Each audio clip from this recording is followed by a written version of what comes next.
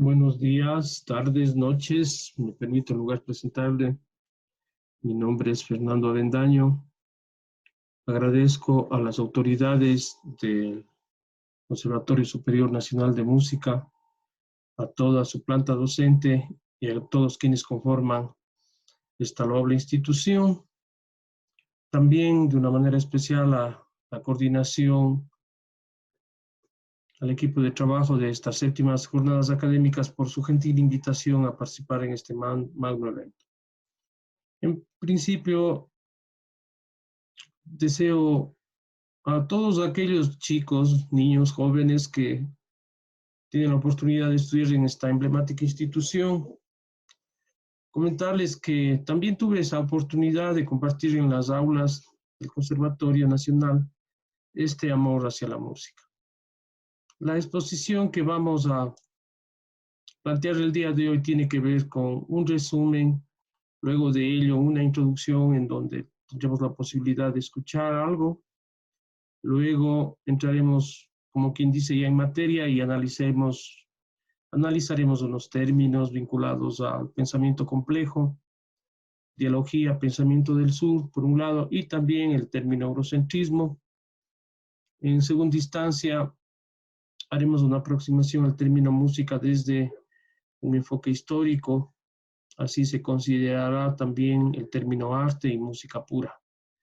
En otro frente, en lo etnomusicológico, tomaremos en cuenta el pensar de Stanford y de John Black.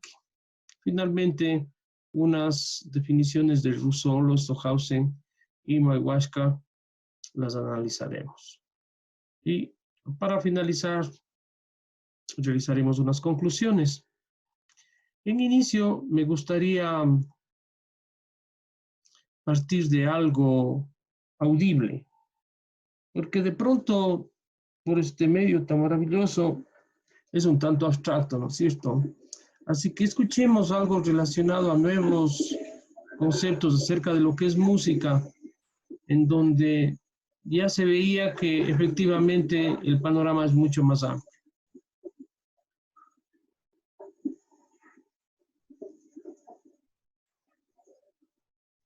Estamos en este contexto topando un asunto quizás no muy difundido, pero tiene relación con el sonido y la canción de los animales y del mundo natural. Una propuesta en donde Tobias Fischer y Laura Corey, entre otras cosas, presentan grabaciones. En este caso son grabaciones de la Amazonía de los delfines rosados.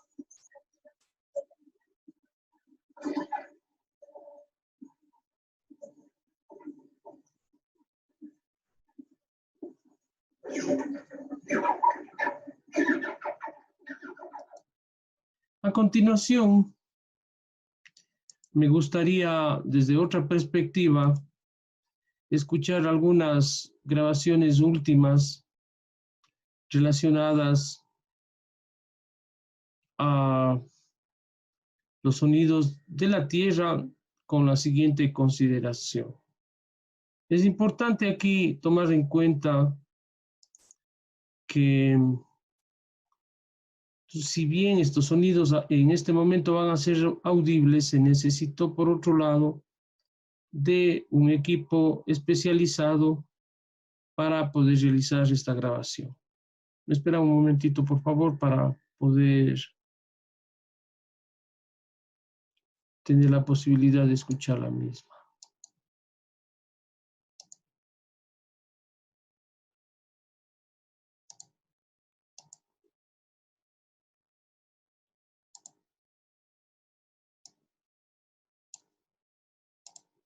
Y listo, ahí vamos. También unas imágenes, ¿no?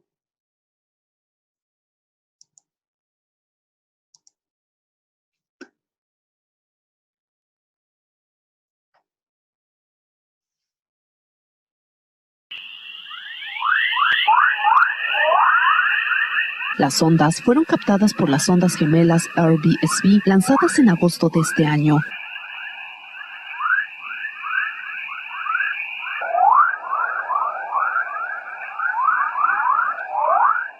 Las antenas de las ondas gemelas están diseñadas precisamente para detectar las ondas de radio que producen el coro.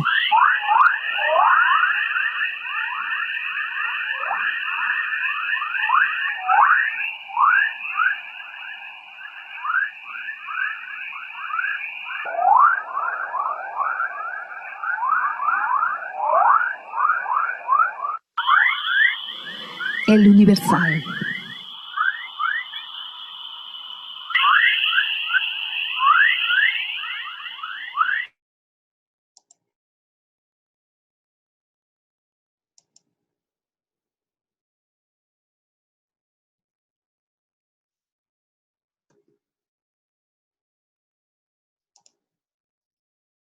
Bien, luego de haber iniciado esta conversación, mil disculpas, estamos bombardeados de propaganda. Bien, quisiera entonces enseguida poner a consideración de ustedes aspectos relacionados a la terminología que amerita abordar cuando hablamos de complejidad, cuando nos aproximamos a la definición de música, que nos lleva directamente a pensar en una relación muy importante que es el contexto en el cual esta definición fue planteado. Entonces, desde ello, vamos en primer lugar, a hacer una aproximación al término dialogía, porque la propuesta tiene ese enfoque, la música, nuevos desafíos desde la dialogía, pensamiento del sur, eurocentrismo. Entonces, lo que interesa es ir poco a poco. De pronto son términos nuevos en algunos casos y no me interesa realmente tener como una velocidad de tal forma que no se entienda mayormente cosas que seguramente tienen algo de nuevo. Entonces, partiendo de la teoría del paradigma de la complejidad, el término de dialogía nos remite, por un lado, a un antagonismo y por otro lado, a una complementariedad, siempre teniendo como telón de fondo la unidad. Entonces, la llamada contradicción no implica necesariamente error, o por lo menos un error que paralice. Entonces, hallamos en esta dicotomía, autonomía, dependencia, algo muy interesante y que más aún lo vivimos hoy, el fenómeno de autoeco-organización. Es decir, ya se ha comprobado de que hay fenómenos que tienen la capacidad de autorregenerarse y en última instancia, autonomía y dependencia se complejizan y no pueden entenderse la una sin la otra. Eso es muy importante. Entonces, este principio dialógico, reitero, no puede ser necesariamente la fuente del error. Y aquí cabe pensar en una dualidad. También es importante para introducirnos en el campo cultural, en donde la música es un componente. Vamos a hacer una breve cita de lo que Edgar Morin nos plantea.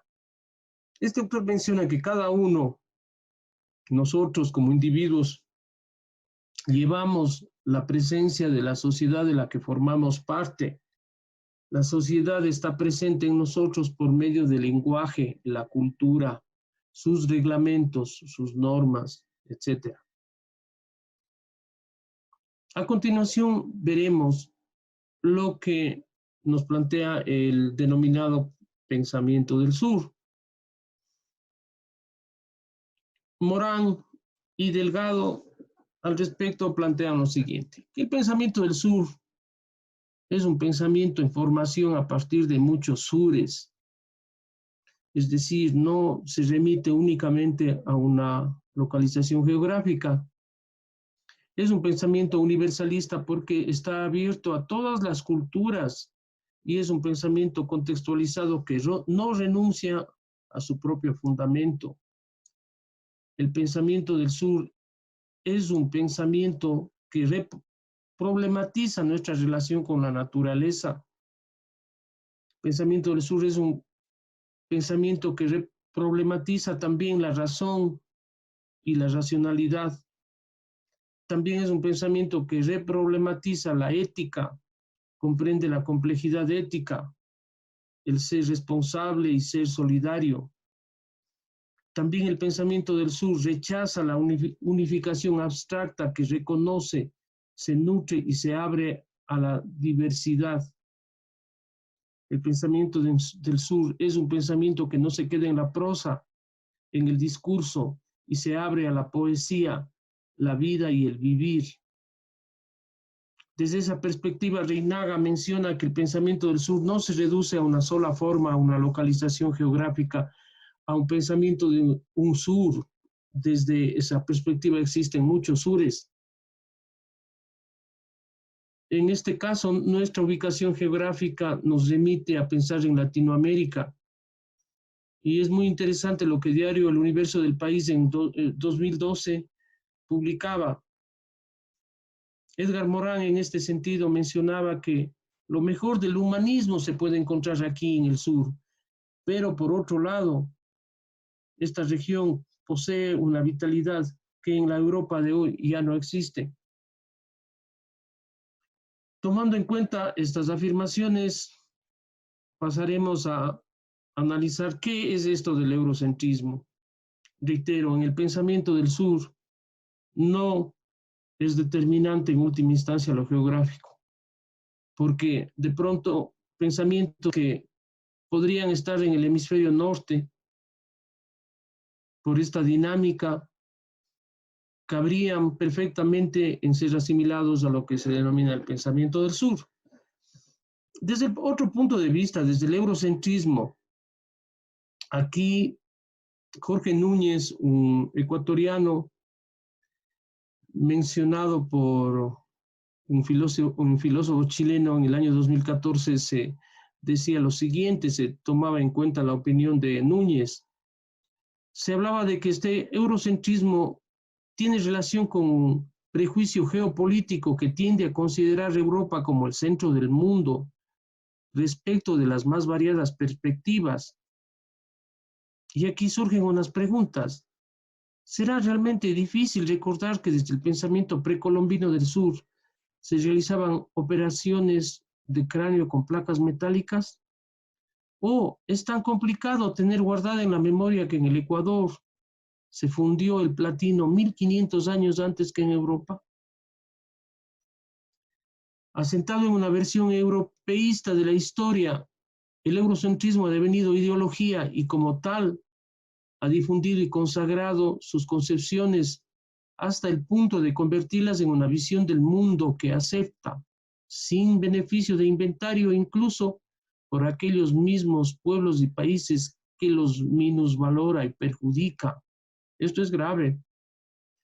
Lo prueba, por ejemplo, el hecho de que la mayoría de países latinoamericanos hayan oficializado la enseñanza de una historia eurocéntrica, que comienza por disminuir la importancia de la historia precolombina y termina por mostrar nuestros países apenas como apéndices de la historia, la cultura y la economía de Europa. Esta es una cita casi textual de Núñez. Entonces, en ese frente, también, en este asunto, perdón, también debemos considerar el otro frente que nos remite a la etnomusicología. Y aquí sí hay una pregunta muy tenaz, digámosle así. ¿Qué es música? Decimos que aquí hay que tomarle con un enfoque complejo al término música porque realmente es multidireccional. Leonardo Acosta, un cubano, decía, por ejemplo, que es innegable la influencia del sonido sobre la materia. ¿Y qué tal si es cierto eso de las murallas de Jericó? Por otro lado, en el campo terapéutico, el término música nos ayuda a analizar el caso de pacientes que necesitan cierto tipo de beneficio y precisamente la música lo logra.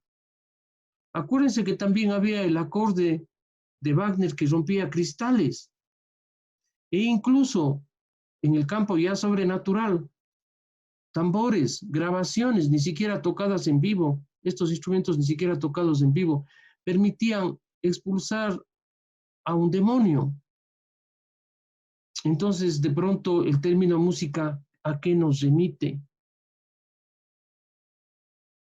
Entramos en un campo ya muy amplio.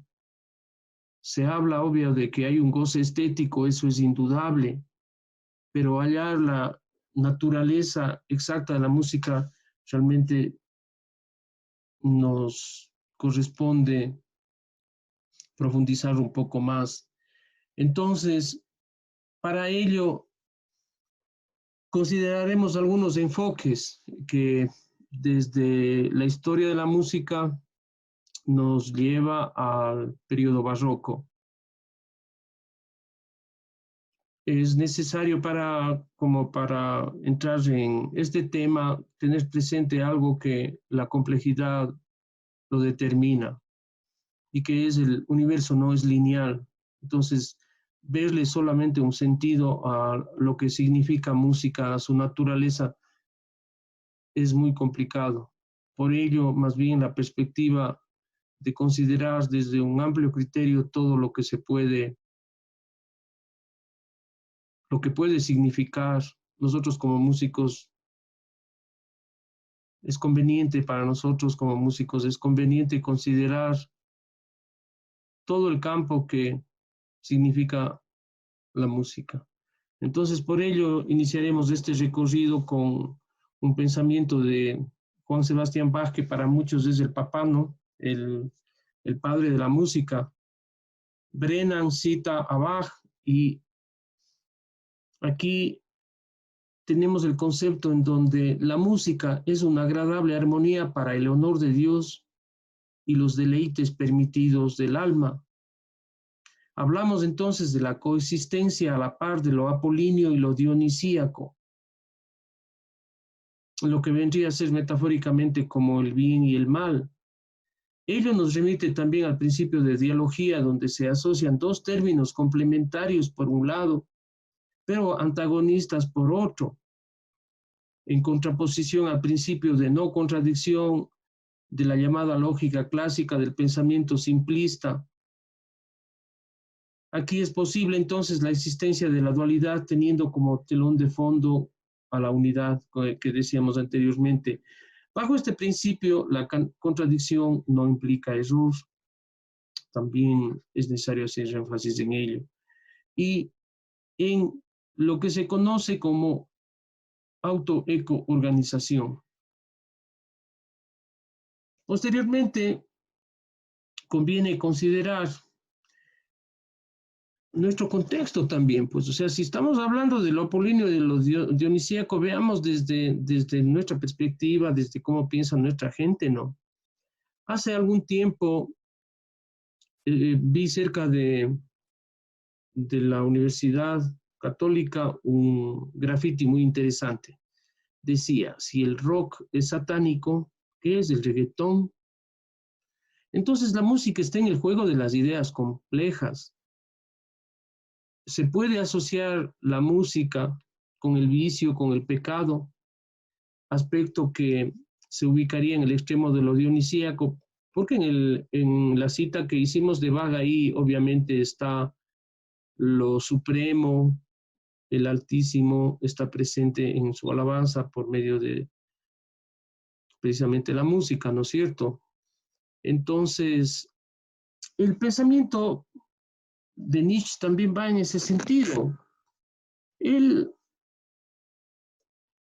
piensa, por un lado, en la racionalidad vinculado al apolíneo, al bien, digámosle así, y el mal o lo dionisíaco está manifestado a través de la borrachera y el éxtasis. Eso es lo que dice él. Y consideraba que la música era un arte dionisíaco por excelencia. En el nacimiento de la tragedia del espíritu de la música, Nietzsche anticipó el descubrimiento del siglo XX de que la creación de símbolos, ya sea en sueños, en mitos o en arte, es una actividad humana necesaria y hasta cierto punto incluso automática. Vamos ahora a considerar el contexto fuera del ámbito europeo, en donde ya el concepto de música empieza a ampliarse. Y en el siglo XIX, un escritor estadounidense nos hablaba de que la música es la cuarta gran necesidad de la naturaleza humana, después del vestido, después del techo, el alimento obvio en primer lugar, y luego viene la música. Ello nos remite a lo siguiente, a que Olavo Alén, exdirector fundador del Centro de Investigación y Desarrollo de la Música Cubana, quien nos hablaba de una función social primaria de la música, de su presencia y permanencia a través del tiempo. Función social que consiste en la regeneración de las capacidades del cerebro, perdidas como consecuencias de la fatiga que produce el pensamiento abstracto. Todo ello en el marco de la interpretación estética del universo. Al aumentar la eficacia en la transmisión cuantitativa y cualitativamente, se aumenta el consumo de la música, orientado inconscientemente a esos fines. Ello vendría a comprender la presencia en toda sociedad de lo que se conoce como música. Aquí yo me atrevería a hablar de que existe una dialogía cerebro-estética. Desde otra perspectiva, la música tiene algo fisiológico. El ser humano no puede vivir sin lo que se llama música. Está presente en todas sociedades, lo que también nos decía John Blacking. Pero más allá del goce estético está este factor de que por alguna razón permite la regeneración de las capacidades cerebrales. También John Blacking manifestaba al respecto que luego de un estudio del sistema musical de un grupo humano africano, los Benda, él manifestaba que esa vivencia y luego el análisis de lo que pudo grabar, manifestó que ya no tenía una claridad absoluta en el comprender la historia y las estructuras clásicas europeas. Lo que sí encontró es claridad al darse cuenta que no existía utilidad alguna al distinguir música popular y música académica, exceptuando, dice, la calidad de las etiquetas comerciales. En conclusión, el contacto de Blacking con el pensamiento del sur le permitió salir del contexto simplificador. Vamos ahora a, desde la historia, considerar lo relacionado al contexto que rodea al término obra de arte. Es decir, hasta aquí hemos visto dialogía, hasta aquí hemos visto pensamiento del sur y eurocentrismo. Vamos a hacer una aproximación histórica muy necesaria. También vimos una definición de un ícono en la música académica, llamada académica, que es Bach. Y por otro lado, importantes estas aseveraciones que nos dan precisamente una nueva perspectiva en donde la música, en otras palabras, es una sola y definir en términos de un humanismo quizás es lo más conveniente, ya que consiste incluso en un aspecto de orden fisiológico que el ser humano necesita estar en contacto con él, al margen de pronto del gusto de cada uno, porque todos coincidimos, ¿no?, que en verdad la música, si bien está en todas las sociedades, no es un lenguaje universal, son muchos lenguajes. Entonces, abordaremos esto de la obra de arte desde una perspectiva de Pierre Bourdieu, del campus y el hábitus, de lo interno y de lo externo, de lo intrínseco y lo extrínseco. Y este enfoque es muy apropiado porque Bourdieu no tiene una visión unilateral de los hechos y ello nos ayuda a la aproximación de la realidad compleja de lo que significa música. Entonces, empezaremos por analizar el término obra de arte según este planteamiento. Una obra de arte manifiesta, constituye un objeto simbólico con valor y sentido, y en torno a ella coexisten una pluralidad de relaciones sociales entre agentes e instituciones que intervienen en la producción y la comunicación de valor. De esta manera es instituida como tal. Para su apreciación por parte de cualquier sujeto social, es necesario considerar la implicación mutua de un campus artístico y un hábitus, disposiciones y competencias estéticas necesarias para reconocer el valor de la obra de arte y, algo fundamental, creer en ella. Esto nos menciona también la autora Silvia Caravetta, una escritora argentina sobre temas relacionados a música, también en temas relacionados a los conservatorios.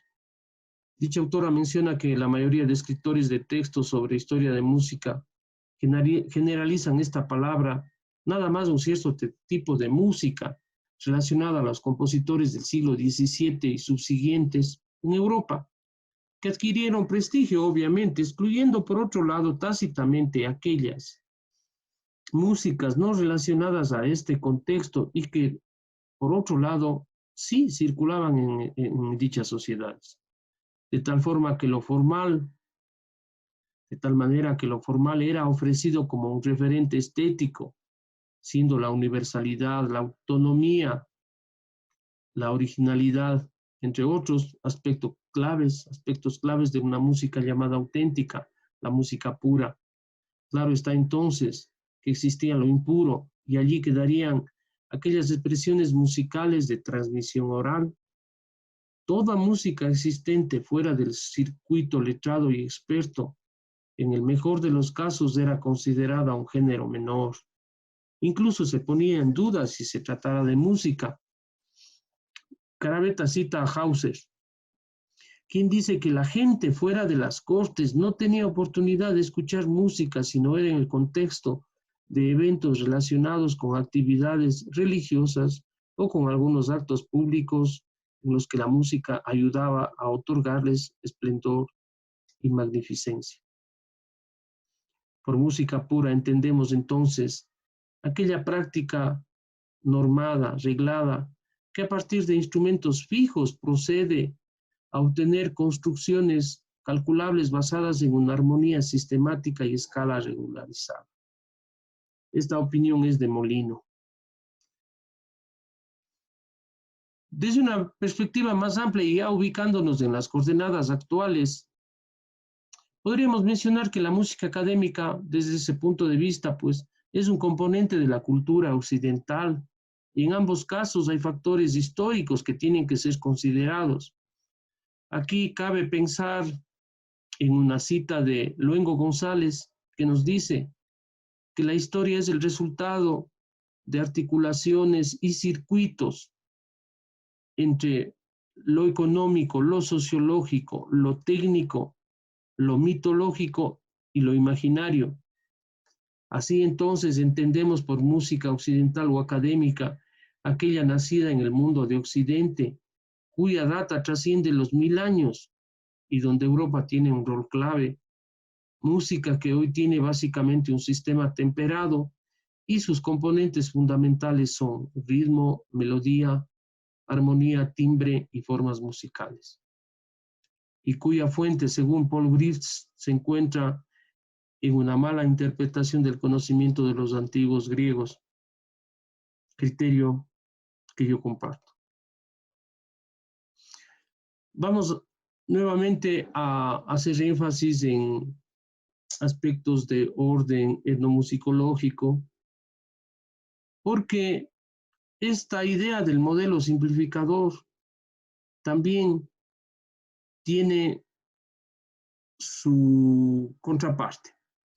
En este ámbito, Stanford nos manifiesta que en cualquier campo de la ciencia, las definiciones básicas son las más escurridizas. Para la etnomusicología, para la musicología, la definición de música resulta un reto grande, ¿no? Mayúsculo. Él hace algo muy interesante, introduce el azar.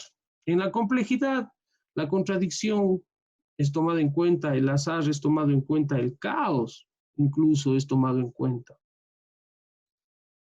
Porque el caos a la final se plantea que conlleva al orden. Y hay algo muy interesante, el caos implica subida de temperatura. Es algo que está científicamente probado y varios físicos e incluso premios Nobel nos han hablado de esto, como Ilya Prigogine en un libro maravilloso, La teoría del caos.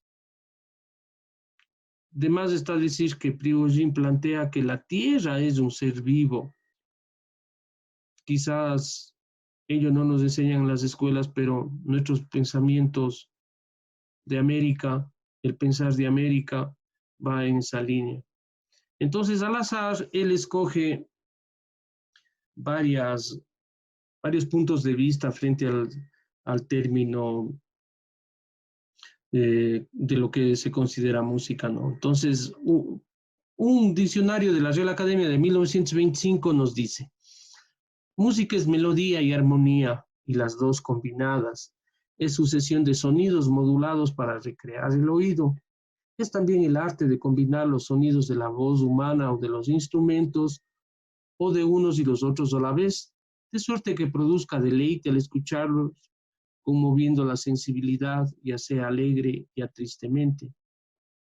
Por otro lado, escoge otro diccionario, ¿no? Que es el Pequeño Larousse, de 1979.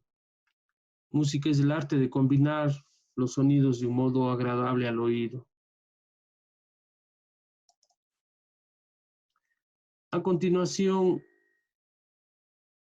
Stanford manifiesta que hay mucha subjetividad. A continuación, quiero enfatizar en esto. Señala que es inadmisible que a la música se le defina en términos de melodía y armonía, porque desde la perspectiva de la etnomusicología, ninguna de las dos existe universalmente. Señala que las otras definiciones dependerían del concepto de arte, el cual a su vez tampoco es universal. Hay sociedades en el país, como por ejemplo de los indígenas de los Cañaris, en donde la palabra música no existe. Le asocian con vida. En el caso de los indígenas Shuar, el término arte tampoco existe, pero ello no quiere decir que no tengan manifestaciones artísticas.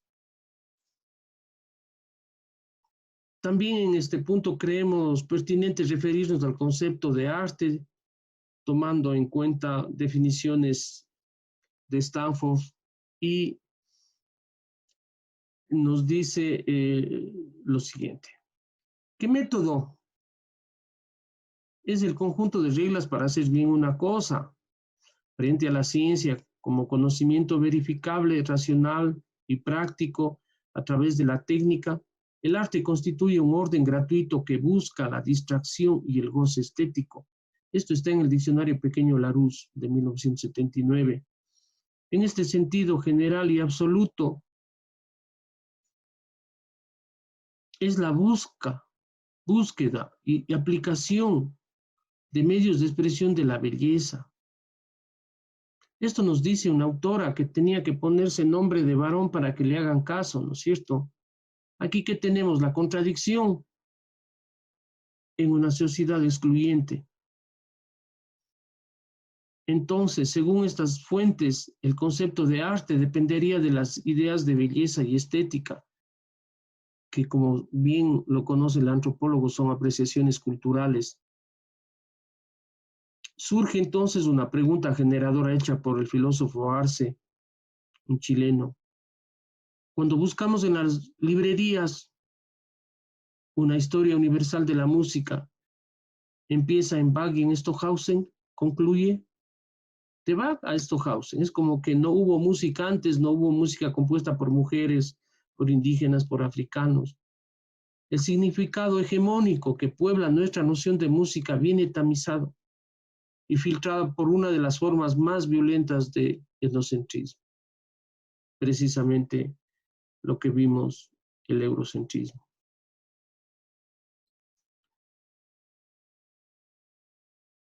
Luego de ello voy a permitirme abordar algunos aspectos relacionados a grandes cambios que se dieron a partir del siglo XX en sus inicios, en donde el término música implicaba ya la inclusión del ruido.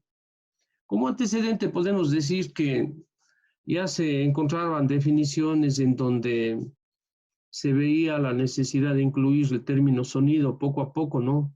Sonido que ya abrió las puertas para que el llamado sonido no musical o ruido sea considerado como un componente.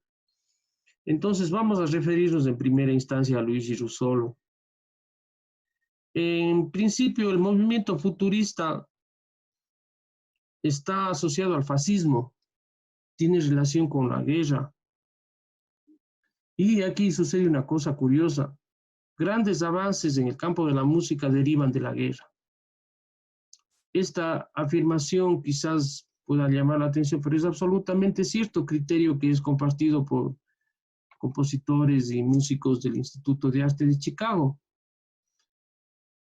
Tuve la oportunidad de conversar con ellos y obviamente coinciden todos en que mirarle a la música con la perspectiva de sonidos agradables en los tiempos actuales ya no tiene sentido prácticamente. Y el aspecto científico, el aspecto tecnológico es algo que también tenemos que tiene que tomarse en cuenta. Entonces, remontándonos a Luigi Russolo, cabe señalar que él inventó los intona rumori, es decir, hubo un aporte muy original que le colocó en la vanguardia de su tiempo. Entonces él catalogó y sistematizó los ruidos de diversos grupos para organizadamente presentarlos, ¿no? Entonces hablaba de tonos estépitos, explosiones, en segundo lugar silbidos, siseos, en tercero murmullos, gorgoteos y susurros. También hablaba de estridencias y crepitaciones, sonidos de percusión de diversos materiales como maderas, piedras, etc. En sexto lugar, voces de animales y de hombres. Escuchamos los animales, risas, gemidos, gritos. Entonces, esta manera de ver las cosas dio como resultado que posteriormente, con la música electrónica, se desarrolle. El impacto del futurismo tuvo también eco en Rusia y, por supuesto, en América y Sudamérica, incluido el país. Entonces, desde ese punto de vista, también es importante que consideremos definiciones que quizás nos remitan a pensar de una manera distinta, como es lo que dice Stockhausen, por ejemplo. Él habla de que desde que el hombre existe ha habido música, pero también los animales, los átomos y las estrellas hacen música. Mayahuasca decía que para él todo lo relacionado con el mundo de la física per se es música. Entonces, en una entrevista que se le hicieron hace unos años, señala que para él la música es física y se desarrolla en un ambiente que llama geografía. Finalmente, cabe señalar que sociólogos y compositores definitivamente ya no se decantan por la noción de música igual sonidos agradables o aquello de combinar bien los sonidos. Por ejemplo, Bourdieu, a quien citamos, él manifiesta que la música representa la forma más radical, la más absoluta de la negación del mundo, en especial del mundo social, que realiza cualquier otra forma de arte. Desde el punto de vista del rock argentino, un ícono, Luis Alberto Spinetta, él decía que es el alimento del espíritu. De esa forma, nos damos cuenta que cambió la cosa, la perspectiva es diferente. Para cerrar, profundizando un poquito más en lo de Russolo, él manifestaba de que la música remite a la máquina, al artefacto, e invita a pensar en la ciencia que los genera. Y él manifestaba que la presencia de las máquinas cambió definitivamente el paisaje sonoro. Muchas gracias.